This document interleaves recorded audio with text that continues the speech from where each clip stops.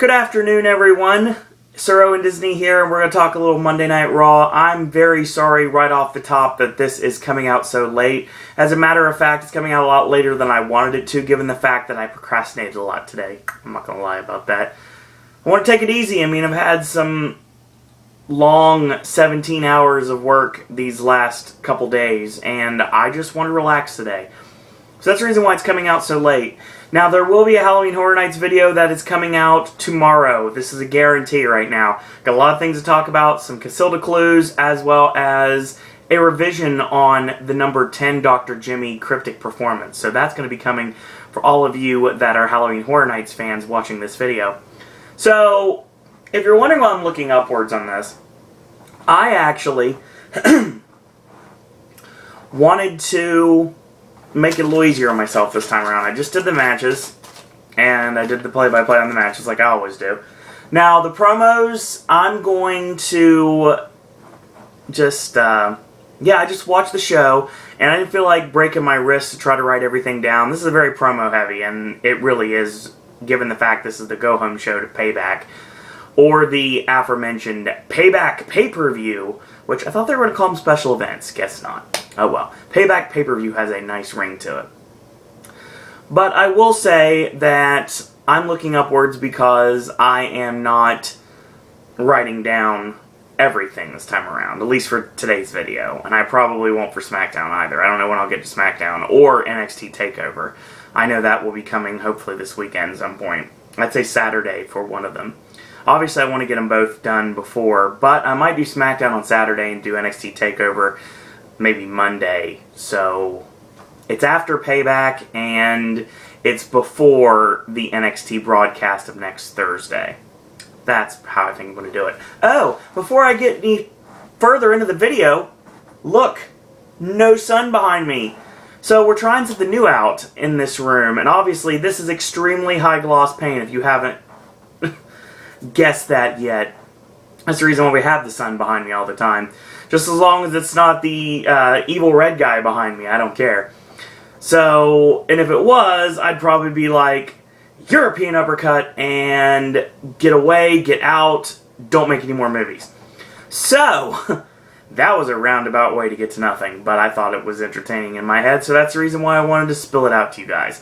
So, there's a light in the corner now, instead of light behind me, and since the light was behind me, it was kind of bouncing off the high gloss paint. That's the reason why I had the sun above me, because obviously I use, like right above me, there is my light in my room. And when that light's on, which it's not right now, obviously, when the light's on, and I'll show you what I mean. Let me show you. Watch this. Yep, there's the sun. And the sun's gone. So I'm going to try it this way from now on. I think it works pretty well. Like I said, I will give complete credit to 4-in-1 Mania for this because a lot of this is, at least the recapping word for word of everything, is more theirs than mine. But rest assured, I'm still going to do what I normally do and talk about what I think was going to happen, given the fact this is, like I said, the go-home show for a pay-per-view. So let's talk about it, shall we? Now, this show starts. We're at the University of Tennessee, and here comes Stephanie to the ring. And, you know, tonight is all about choices. For example, Daniel Bryan, he has a choice to make. Whether he will do what's right and relinquish the WWE World Heavyweight Championship, or suffer the consequences. There's basically only one way to do things, the authority way, obviously. And Bryan, physically, he just can't do it. Not right now, at least. Obviously, he has a legitimate neck injury, and they're playing this up rather well. His heart's there, his mind's there, but his body just can't handle the punishment. At least not right now. He wants to be the universe's champion, and they are the reason why he is the champion. But his body, it's simply B+. I don't know why we're grading again. I feel like it's back to the PWI year-end rewards now. So, in spite of wanting to do everything that's right, he has to surrender the WWE Championship. Triple H is sure that Daniel Bryan doesn't want to, but he simply can't compete at this very moment. Tonight is about choices. Every generation has performers that rise to the top. They become superstars. Some burn out and become a flash in the pan, like Daniel Bryan. That's Triple H's words, not mine, obviously. Then there are some that move on to become legends. Legends because they stand the test of time. Month after month, year after year, generation upon generation, they remain dominant because of their ability to adapt. Gee, I wonder where this is headed. The ones that don't, like a Daniel Bryan, they just simply perish. Adapt, perish. Yeah, buy the t-shirt, WWE shop, before Evolution ends permanently on Sunday. Ones that last to become legends, they remain to live forever. And that is Evolution. This Sunday at Payback, the Shield will find out not only can they not stop Evolution, but they will suffer the consequences of trying to do just that. Tonight the Shield has a choice. They can adapt and just decide not to show up at Payback, just tuck their tail between their legs and run off and hide. But they'll go on after doing so to become legends. But if they stay and fight, they can sign that contract and they will perish.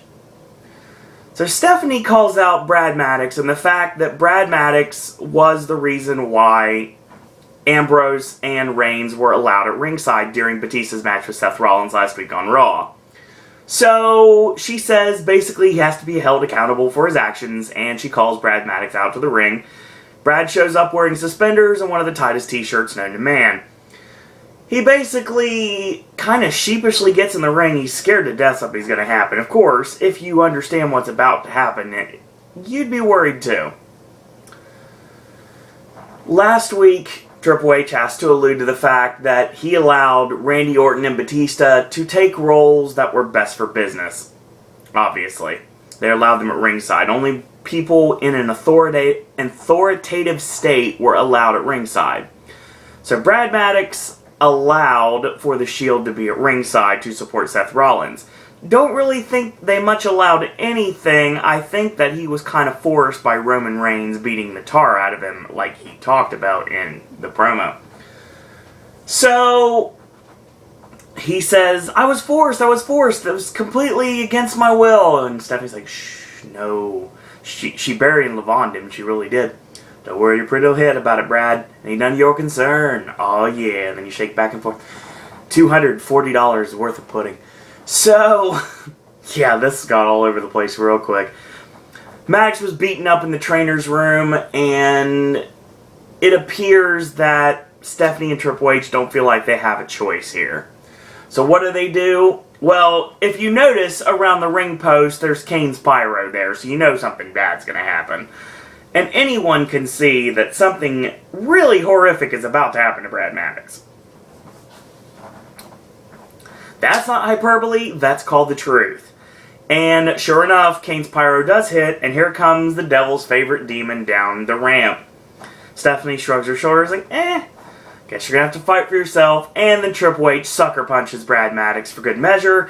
Kane gets in the ring, grabs Maddox by the throat, and choke slams him. Great sell, by the way, from Maddox from a huge lift on the choke slam. Looked awesome. Nailed him with a tombstone, laid him out. And Stephanie's like, turn the lights up, because obviously we're under red light and pyro for Kane, as always. And, oh, by the way, we have yet to finish our conversation. I just have one more thing to say to you, Brad Maddox. You're fired. So, fires Brad Maddox, and we're leading towards a new Raw General Manager, and you can actually vote right now on the website whether you can decide who's going to be the new Raw General Manager. And right now, far and away, Hulk Hogan is winning. I don't know if Hogan's going to end up being the General Manager or not.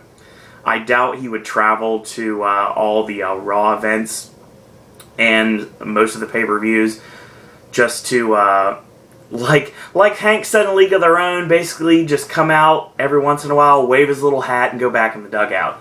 So, words to live by Jimmy Dugan. So, yes, that is basically what we've got here for our opening. It served two different purposes. Number one, it served the fact that Daniel Bryan has to give up the championship or suffer the consequences, and the fact that Evolution is guaranteeing a victory against the Shield this Sunday at Payback. So that works pretty well. So we get our first match of the evening. It is singles action. It is the Swiss Superman, the King of Swing, Cesaro, taking on Rob Van Dam, Mr. Going Through the Motions.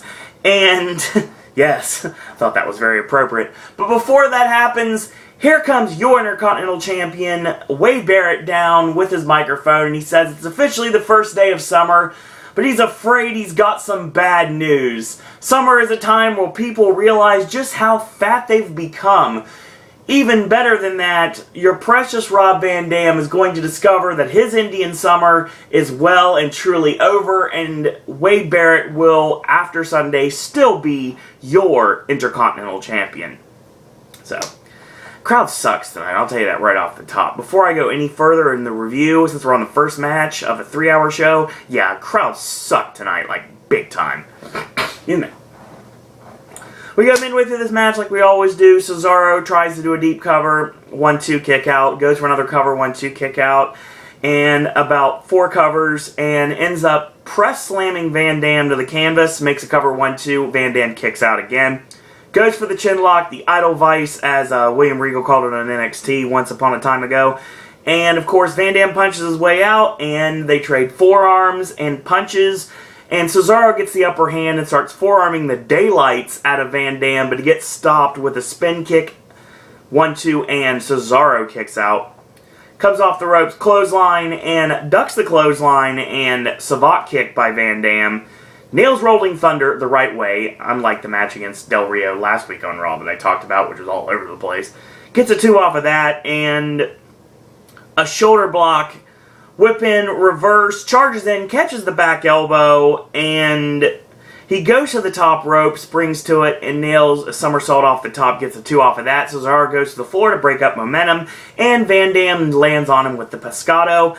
And Wade Barrett is on commentary at this point. Basically, he's like, tries to just, like, say hi, or, like, you suck, or something like that, and Van Dam just decapitates him with a savate kick, lays him out. So, Van Dam tosses Cesaro back into the ring, and he gets caught with a knee lift, and, of course, you know, you don't powerbomb Billy Kidman, and you don't try to ram Rob Van Dam's head in the top turnbuckle, because what happens, of course, it gets turned around on you, and you get kicked straight in the face. Van Dam nails the split-legged moonsault and gets a 2 off of that. Tries to take advantage yet again, and he gets stopped dead in his tracks with a Swiss uppercut. Comes off the ropes, ducks the forearm, and Van Dam finally hits a step-over spin kick. Goes up top for the 5-star. That's what he's setting to go for, and of course, Barrett gets on the ring apron, he gets knocked off again for good measure, and this distraction allows for another German suplex from Cesaro and gets a 3 count off of that.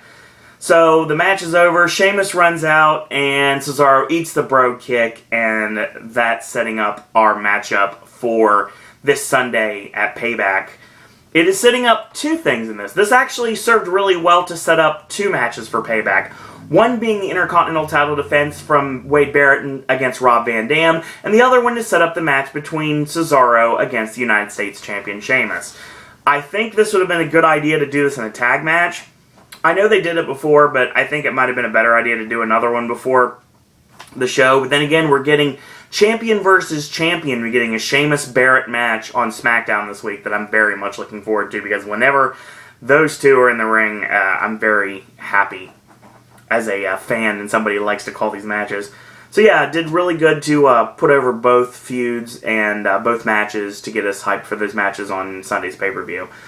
So, of course, after this, we get a recap of what happened last week where Summer Rae refused to count, and Eva Marie got rolled up from behind, and Summer with a rapid fast count that I've done before legitimately in a ring. So we get a singles match. It is Eva Marie against Summer Rae, coming out to very babyface music but still acting like a heel. I love Summer Rae in every way possible, but I'm not exactly sure what they're doing with this, because you're feuding Summer Rae and Layla, And I'll get into this as we progress in this match, if you can call it that. But you've got two heels. You don't have a baby face in this at all. You're not going to cheer for Summer Rae, and the fans are not cheering for Layla. So they got to do something with this. So, of course, Summer Rae basically makes Eva Marie pay for the fact that she has...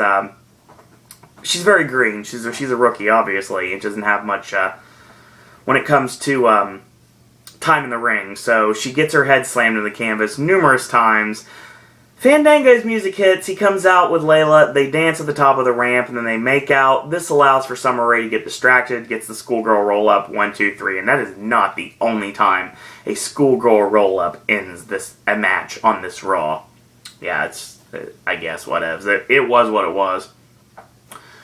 So, then, of course, you can tell when I'm about to do a promo of some sort because I'll look upwards. So Randy Orton and Batista are talking about, I don't know, maybe the fact that Batistas know how to wear black whenever everyone else is in Evolution. You know, get the memo, Dave, we wear black at WrestleMania because, of course, he wore red. And he's still sporting that really awesome Hollywood Hogan beard that he's got rocking right now that I'm sure Drax the Destroyer does not have, since he's getting ready to start doing promo for Guardians of the Galaxy rather quickly. So, of course, Cody and Goldust show up, and they're actually getting along this week, which are not showing any collusion between the two. So I guess they maybe either scrap that or they put it on the back burner for now, given the fact that they don't have any tag teams. It's getting ridiculous they don't have any tag teams. That's the reason why you have to keep Cody and Goldust together, at least for the foreseeable future. I mean, you can do stuff with them at, maybe Battleground or Money in the Bank if they really want to do that, and then have a match between the two at SummerSlam. There you go. Solve the problem right there. Or we can go all the way to Survivor Series. Who knows? So Cody and Goldust a little bit peeved they were not on the show last week. Or they weren't scheduled this week on the show. So basically they're going to challenge any tag team. Well, Randy Orton, of course, takes great pride in the fact that he pretty much was the reason that Cody got fired. Actually, he was the reason Cody got fired. Cody's like, yeah, I remember that, but I also remember when we got our jobs back by defeating the Shield. And that's something that apparently you guys cannot do. So Cody says something that actually was really funny. He says, in 10 years, Randy Orton has gone from being Triple H's lackey to being Triple H's lackey. He makes fun of Batista and calls him a skinny-jeaned sellout, and looks at Orton and calls him RK Blow. Here comes Triple H, and he agrees to let them have a match tonight, with an interesting stipulation that, of course, will be announced later, apparently. Batista scoffs at that notion that he's nothing but a skinny jean sellout, and Triple H, before the camera cuts off, basically says, you got big legs, deal with it. So, yeah, okay. So we're getting Cody and Goldust against the Evolution tonight. Okay, I have no problems with that. Excuse me. Our next match in the ongoing feud between Los Matadores and Three-Man Band comes down the pike as we have El Torito in action against Drew McIntyre. Wow, that Chosen One gimmick seems so long ago, doesn't it? So, yeah, I like Masquerita Dorada, I really do. I like him in the ring, he's a great wrestler. But the problem with it is I don't like the El Torito gimmick. I hate this gimmick. I hate this gimmick for him completely, and I hope this dies before the year's over. I hope this doesn't make it to Survivor Series. If it's going any further, maybe let's not make it to Survivor Series. I know it's probably going to go to SummerSlam, but no. Survivor Series. Before this year is over, no more. No more at all. I really don't want to see any more of this Los Matadores or 3MB. Apparently I'm getting notions here. I'm going to find out what this is. Sorry. Seems like we have some more Halloween Horror Nights news. I'll talk about that in a little bit. As in tomorrow. So, yeah, this match is pretty much just the normal stuff. Like, big man fighting little man. That's it. No pun not intended there. Just like David and Goliath match, basically what it was. And at one point, Torito got tossed around like a lawn dart, but swung around basically. And he grabs him in a fireman's carry and he goes to the top rope for a Samoan drop. And Basically, he sets up for a superplex. Both Los Matadores get up on the ring apron, allow for a distraction, and Torito flips off, and three-man band jump them, and Torito ends up pulling the leg of Drew McIntyre, sending him face first into the buckle, and that's it. 1, 2, 3, and Torito wins. After the match is over, Hornswoggle gets in the ring, attacks, and basically tries to rip the mask off, and then instead decides to rip off the tail instead. So yes, after that, he beat him with his tail, literally. So yeah, it's announced that yet another kickoff match for the pay-per-view this Sunday is going to be Hornswoggle against El Torito, mask versus hair. So it's clear to me that since we're definitely haven't seen the last of this Los Matadores for the long time, then we're definitely going to be getting a bald Hornswoggle, or probably call him like Bald Swoggle or something like that. Yeah, it is what it is, I guess. So of course, we get this gimmick. Of course, you're in the trainer room and they're trying to put the tail back on, but who cares? It's time for the Wyatt family. So the Wyatt family come out. Bray starts singing. He's got the whole world in his hands. And then he goes into this transition. Never ever have those words been more true than they are right now. I truly got the whole world in my hands. You see, the world has come to lean on me, and they lean on me because they know somewhere deep down I only want what's best for all of you. Problem with that is, sometimes what is best is not the easiest path. In this life, we all must make sacrifices. Most don't know it, but we do it every day. We work and break our backs to feed our children and sulk and suffer while another man tells us who to be and how to act. When are you going to understand that all of this is pointless? The poison has already set in, and we all know the only way to cure a snake bite is with the anti-venom. So what say you? Is he the snake or the cure? I know what role I must play in this world. I am the necessary evil that this world needs so badly. And in the end, if you are my brother or my sister, you will stand right beside me. But if you are my enemy, you will fall at my feet. And I think we all understand that. John Cena is an enemy to us all. Don't you worry though, because at Payback, I will be the last man standing. Now why should Cena be the only man punished in all this corruption? That's not right. To get to the king, you must first go through the pawns. Cena is the king. And speaking of kings, Mr. Jerry Lawler, may I have a word with you, please? It's okay, I don't bite. Lawler says no, of course. I'm not interested. He's like, well, that's unfortunate. And Rowan and Harper get sicked on Lawler, and they try to bring him into the ring. JBL stands up and says, like, come on, like, you're going too far. And Wyatt's like, you know what? Don't try to be a hero. JBL drops the headset and goes to attack, but Harper pops him in the face with a right hand, and Rowan grabs JBL and launches him into the discus lariat. Yes, I find it extremely hilarious. JBL got laid out by a clothesline. And he's out for several segments, so they sell it really well. I'll give kudos to JBL for actually being out during that. So many new things. I'm going to have to figure out what's going on with this. But I will continue. He sets a chair in the ring and he says, have a seat. I have a few questions for you. Is it safe to say that you and John Cena are very good friends, right? Sure you are. It's also safe to say that you helped John Cena obtain the goals. How? Well, because for years, you have sat in that seat and fed everyone just how good of a man John Cena is.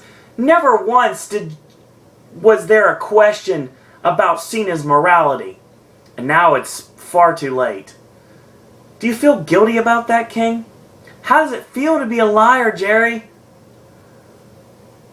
Did you really think you were going to get away with all of this? I'm very sorry it had to be you. But this is the necessary evil that I've been talking about. So Rowan and Harper lift Lawler up, and Bray looks back in the corner, and here comes Cena. He nails Rowan, he nails Harper, and Wyatt grabs the king, and Cena, of course, stops. They beat Cena down, they lift him up, they hold his eyes open and force him to watch the dissection of Jerry the King Lawler right before his eyes. He says at Payback he's going to hurt John Cena. But right now, he wants Cena to watch his friend fall and realize that this is all his fault. Sets up for Sister Abigail. Here come the Usos. They clear the ring. Cena takes his shirt off. Of course, might as well because he's apparently Matthew McConaughey now. Or at least he wants to be. He went from Marky Mark to McConaughey. Interesting. He grabs a mic and he says, "Enough is enough. You just crossed some serious lines. When you first got here, everybody was excited. You were intriguing, charismatic, and when you spoke, people listened. But do you even listen to yourself? You just said you were a god. Lincoln once said if you want to test a man's character, you give him power. You had a taste of that power, and it's made you sick. Look what you just tried to do. Because an innocent man doesn't think the way you do, you try to eliminate him? That's not a necessary evil, it's just plain evil." John Cena believes in who he is and what he does. He believes whether the family likes it or not, the Bray Wyatt needs to be stopped. Cena says it's not about losing or winning come Payback, it's about becoming the last man standing. You accuse me of living a lie, you attack my resolve, and now you want to punish others for what they believe in? At Payback, I will bring the justice. Bray Wyatt, justice may be blind, but for him, Payback will be a bitch. Yeah. Interesting. Great as always. Really smart, given the fact the crowd really are wanting to chant and cheer for Bray Wyatt and the Wyatt family. Have him attack Jerry Lawler in Tennessee. If they would have been in Memphis, Bray Wyatt could have been turned into the biggest heel in the company that night. Oh, Tennessee's enough. I mean, obviously Lawler's pedigree in Tennessee is very well known in the wrestling business. And honestly, it makes perfect sense to do this. Attacking JBL, I'm sure a lot of people in the crowd got a kick out of that one.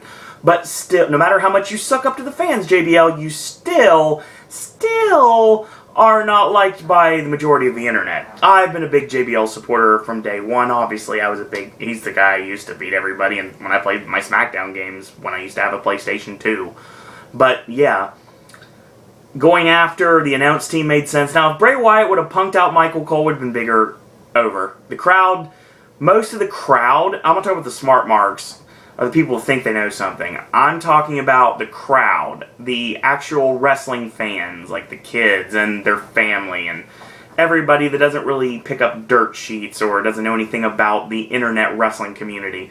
Those fans like JBL, and they really like Jerry the King Lawler. They especially respect Jerry the King Lawler, and for Bray Wyatt to attack both of them, the Wyatt family to attack both of them, that was smart booking on WWE's point, because that means that you made Cena likable, at least for a minute or two. So we get some very awesome music I was very happy to hear, and that is O Radio. Zack Ryder comes to the ring with an American flag. Gee, I wonder how long it's going to take before he gets squashed by Rusev, and that's exactly what happens. Ryder's about ready to talk about Memorial Day, and here comes Rusev, of course, introduced by the lovely Lana. And Rusev squash, real quick. He basically got the upper hand, Ryder did, for like a minute, and he ended up getting mounted punch in the back of the head. Lana's like, "End this." Steps on the spine, accolade, and here comes Big E, runs out for the save, and they brawl for a minute, and Big E clotheslines Rusev over the top of the floor, leading towards a match between the two. We thought it was going to be at Payback. Don't think it's been built up enough to do that yet, so I think it'll probably happen on this, I can't say, I don't know, maybe this week's SmackDown. They really would have talked about it, I think, if they would have booked that, but maybe the Raw after Payback, unless they end up going with it on Payback because they need another match. I mean, it's possible, who knows. So, we get our next matchup. It is tag team action. It is the Brotherhood, Cody Rhodes and Goldust against Evolution members Randy Orton and Batista.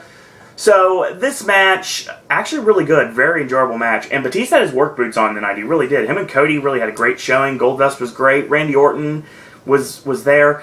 No, all four men really put on a good match, a really enjoyable contest. We come back from the last commercial break in the match, and Batista ends up getting caught with a big right hand from Goldust, and then he nails Orton in the corner, catches him sleeping.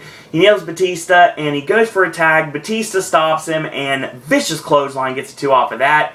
Batista with a whip in, and Goldust with a backstop back elbow connects. Hot tag to Cody Rhodes, tag into Randy Orton. Cody nails he nails the rebound lariat, but he does a hooking clothesline version of it now, so it actually worked really well. I like that. And on top of that, he ends up... I was reading the wrong match here. There we go. He charges in, he gets backdropped, lands on the ring apron, he nails the springboard missile dropkick, 1-2, and a kick out. Backdrop, Cody lands on his feet, nails the beautiful disaster to Batista on the ring apron, and that allows for him to charge in again. Does Randy Orton. Cody gets the boot up and goes for the beautiful disaster, and he gets turned into the RKO. Orton picks him up, RKO, 1, 2, 3. Bell sounds. We think Evolution won. Justin Roberts gets on the mic and says basically that it was an elimination match, and now we will have Goldust in a handicap, no-holds-barred match against the two members of Evolution. So, basically, Goldust gets mauled, and Orton hits the backdrop suplex on the barricade like he always does, and they toss him into the barricade, they pick up Goldust, and they toss him back into the ring. Orton goes for the snake bite, Batista basically watches this. Orton goes for the snake bite, and Orton backdrops him on the ring apron, and Batista with the body check, and Orton grabs Goldust, RKO, Batista bomb, and 1, 2, 3. Evolution win this handicap match. That we didn't know it was going to be a handicap match. Yeah, this match was really good. Say what you want about either of the two tag teams, about them being stale. This match isn't stale. This match really hasn't happened before, so this was really good to see something new, something fresh in the tag team division in WWE, given the fact that they are not regular tag teams. Not both regular tag teams. Obviously, Orton and Batista are kind of having the team together a little bit more now, but Goldust and Cody Rhodes, they were kind of on a downward spiral, and now maybe they're rejuvenated. Who knows? Let's see what happens with this. So JBL finally returns. Like I said, he was gone for several segments. He's finally back, and he gets back just in time for the return to Raw of Bo Dallas. Bo Dallas gets on the microphone and says, "The Raw is the summit on the top of the mountain of his dreams. On his journey, he has learned we don't conquer the mountain, we conquer ourselves." And he has a rematch with Sin Cara. So we go midway through this match, as always. Gar gets a lot of offense. Hits the handspring back elbow. Pulls the pain thriller out of nowhere. Yeah, it blew my mind to see it too, honestly. Especially CZW fans out there were like, what? He goes up top, presumably for the senton bomb, and of course, Bo gets up on his feet, so he leaps over anyway, and lands on his feet. He charges in, Bo tosses him in the air, he lands face first into the buckle, and he gets planted with the swinging Bo Dog, and that's the end of the match. Of course, he did the victory lap afterwards, and then he gave, not a handshake, but he shook hands on SmackDown. On Raw, he hugged Sin Cara after the match was over and basically said that you did good. So yes, I really enjoyed this like I always do. Bo Dallas is awesome. I really hope they do some more with him, and I know they're going to, and I have no issues with that. So of course Stephanie comes out yet again, because why not? And we alluded to this earlier, so Stephanie comes out by herself, obviously, and she says Daniel Bryan needs to come out here right now and do what's best for business. So she calls Bryan out. Bryan comes out, championships around his waist and over his shoulder, and of course sporting the neck brace from his recent surgery. Stephanie says it's nice to see him doing so well. She could simply just strip him of the title right now, but doing it would make him a martyr, and that's the last thing she wants. People cheer for Bryan enough. With that being said, with all kidding aside, it's really important for us to know, as the WWE Universe, just why giving up the championship is the right thing to do. The right thing for us, not for Stephanie herself. Bryan says, Stephanie, you're right. And my neck is a lot worse than I thought it was. But it was real easy that Kane came out and was ordered to do something just like, I know he was ordered to attack me, and it makes perfect sense. Basically, that makes you a liar, Stephanie. There's no shame in dropping the championship in this manner, recuperating and coming back better than ever. Stephanie's like, no, if you do that, you know what? I'll give you an opportunity down the line. Doesn't say when. She promises for that opportunity, and he can do this all over again. He's like, you really want me to do this all over again? Really? And these people deserve an awesome WWE World Heavyweight Champion. We've already had one. And now he's filming a movie. Actually, he just wrapped filming a movie. He'll be on television again very soon. The Miz working with the Authority. I like that idea, actually. But Stephanie tried to put this all on Bryan. This isn't about him. It's about Stephanie herself. She wanted to strip him of the title ever since WrestleMania.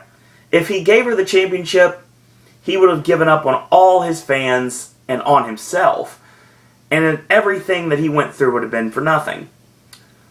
That's if he handed it back right now. It would be throwing it back in all of our faces. So Stephanie is going to be told something she's never been told before, and that is no. No, no, no, no. Of course, the crowd starts chanting no as well.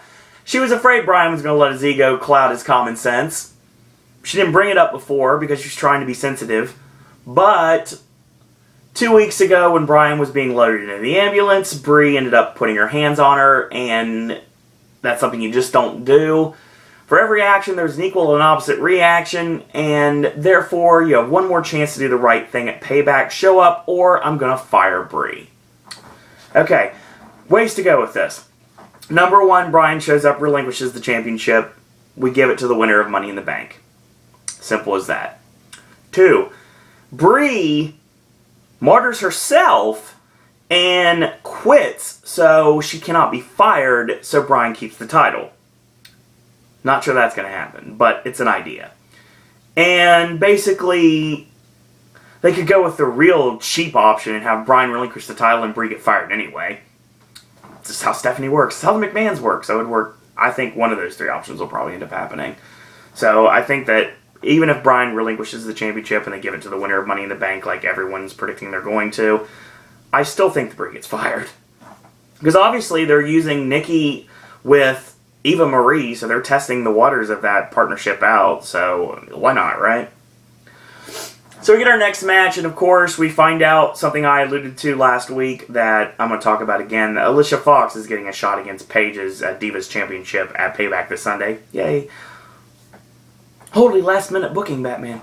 So she's going to face off against Emma in this match, and Emma locks on the dilemma and hits the Emma-mite sandwich in the corner, and she tries to pull her out for the pin, and Fox kicks her off, calls her a rookie, and she bombs out.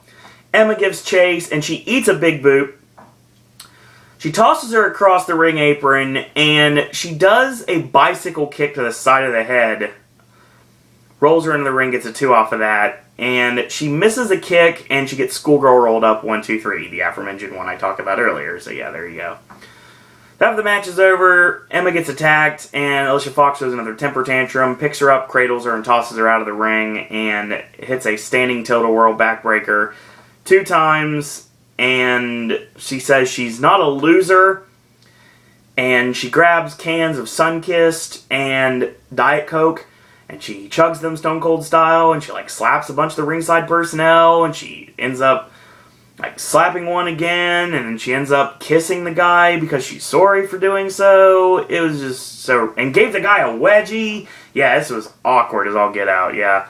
Really great way to build up Alicia Fox as a credible challenger. For her to lose on the go-home show of Raw before the pay-per-view. Alicia Fox is going to have to get a win over Natalya or something like that on SmackDown in order for her to have any chance against Paige on Sunday. I think at this point, you just take Alicia Fox out of the match. We do Paige and Emma at Payback. I'd much rather see that match. But no, actually. Hey, how about a three-way? Let's do a three-way. Emma won, so she beat the #1 contender, so why don't we do a three-way? Have that announced on SmackDown. We have Paige, Emma, Alicia Fox. I think that's a great idea.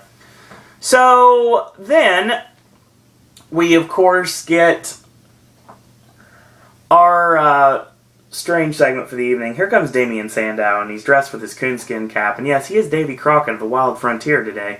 So yes, he comes out dressed as Davy Crockett, just like he did as Magneto with Hugh Jackman several weeks ago. And he's going to get in the ring with Adam Rose. So the Exotic Express come out. We see a lot of familiar faces in the Exotic Express, like Becky Lynch from NXT, and GQ Money himself, Ryan Katz, was out there as well. So yeah, that was pretty cool. Yeah, obviously, I was an XPW guy a long time ago, so yeah, it was interesting to see him. Every once in a while, it's nice to see him.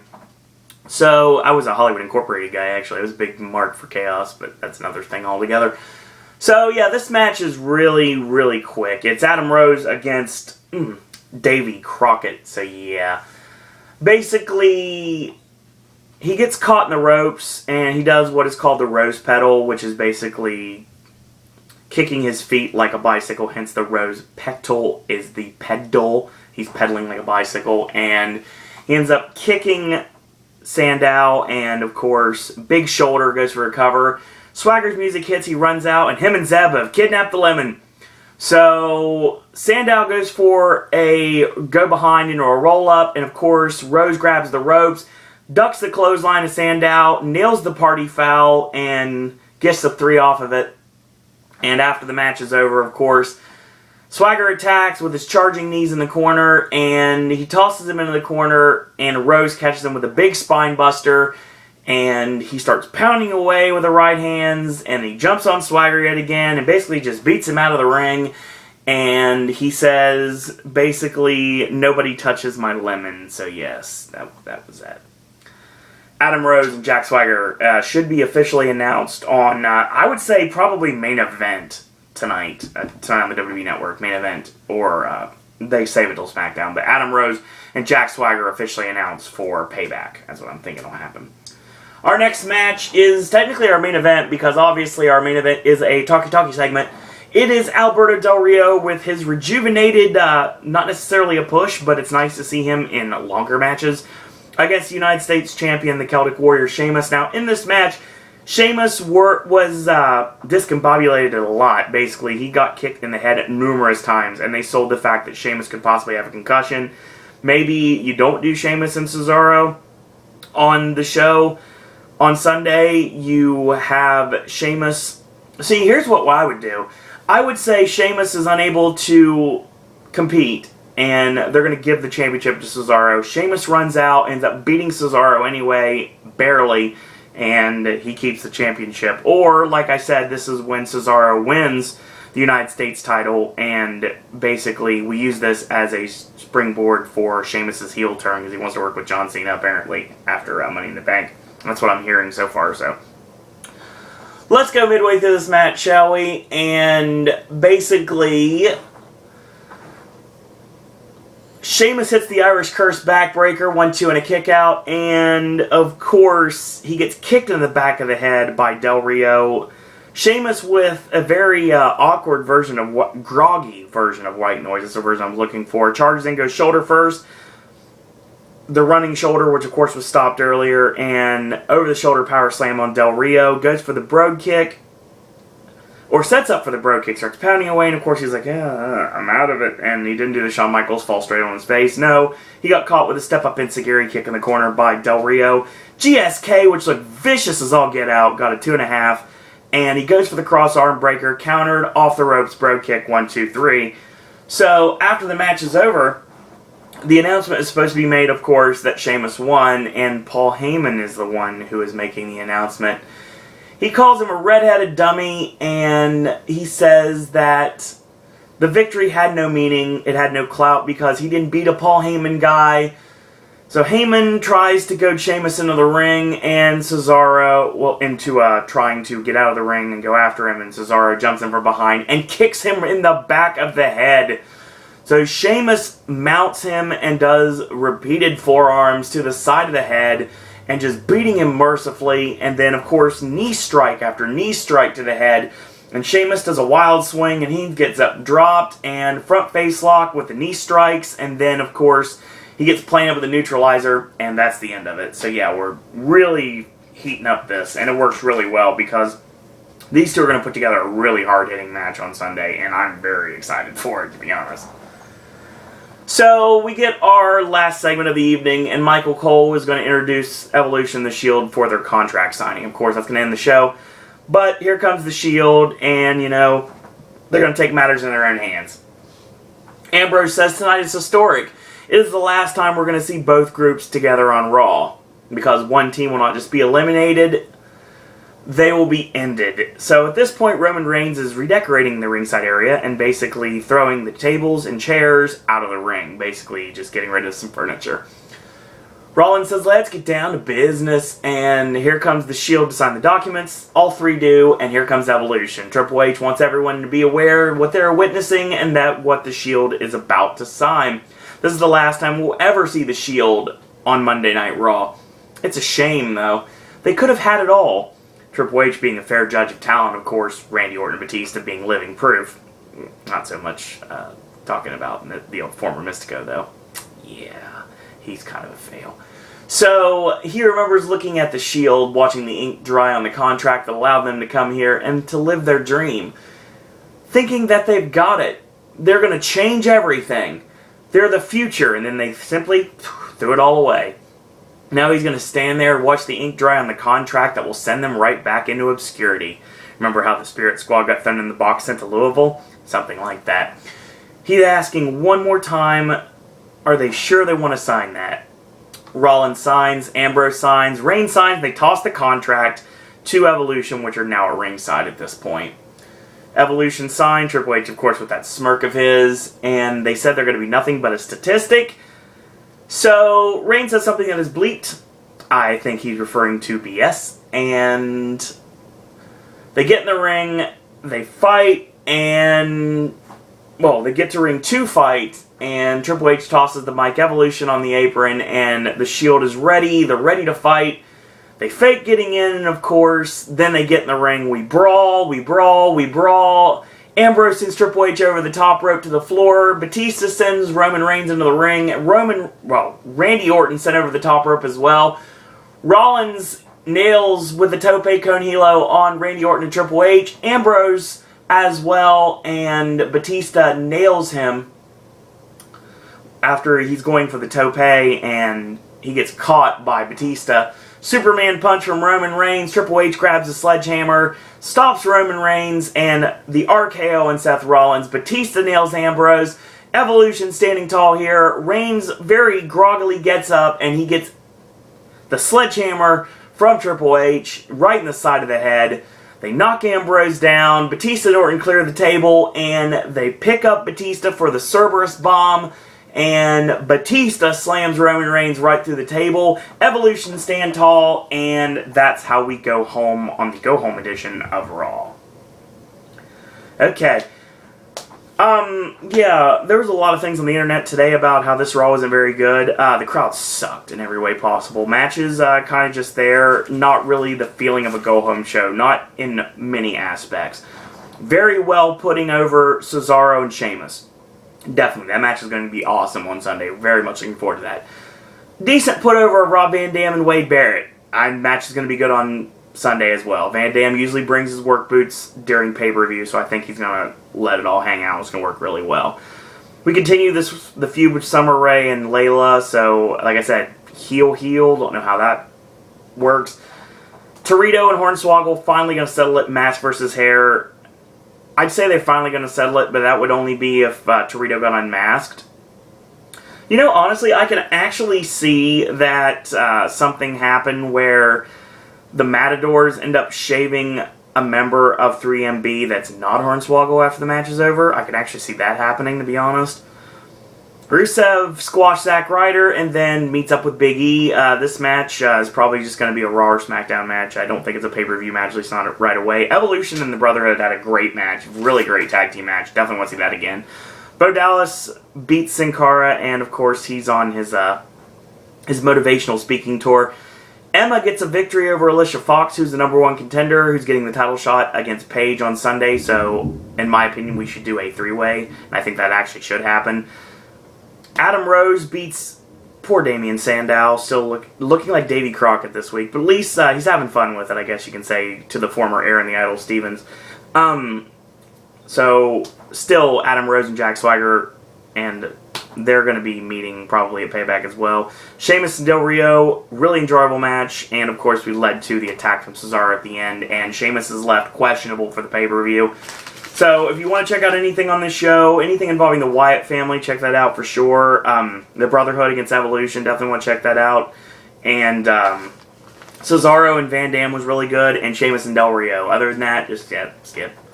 So yeah, that was Raw, and like I said, sorry about the timing on it. Halloween Horror Nights video coming tomorrow. And Thursday, I don't know what's going to happen Thursday. You might see Will or Ben on Thursday, or maybe more Halloween Horror Nights. Who knows? I guess we'll figure it out. This Friday, AJ's movie review is going to be talking about Maleficent and A Million Ways to Die in the West, which a couple of other ones as well. This week's Versus is going to be Once Upon a Dream, and Saturday we're probably going to do NXT or SmackDown. Haven't quite decided yet. So, wrestling fans, that was Raw, and that was the show for the night. So, did without drinks. I feel better about myself. In the meantime, if you like these videos, tell your friends about them, leave a comment, do subscribe, help spread the word about Pop. Like our Facebook fan page on Facebook, it's Sir Owen Disney Pop. If you'd like to be my friend on Facebook, it's Owen Disney. Follow me on Twitter, it's @Sir Owen Disney. Last but certainly not least, you want to send your thoughts, comments, queries, and opinions. If you want to be a podcaster yourself, you're more than welcome to send your videos, or you can ask me questions. More than welcome to do that as well. It's SirOwenDisney@gmail.com. In the meantime, I want to thank you guys and girls out there for watching. And until tomorrow, boys and girls, that's all I got to say about that.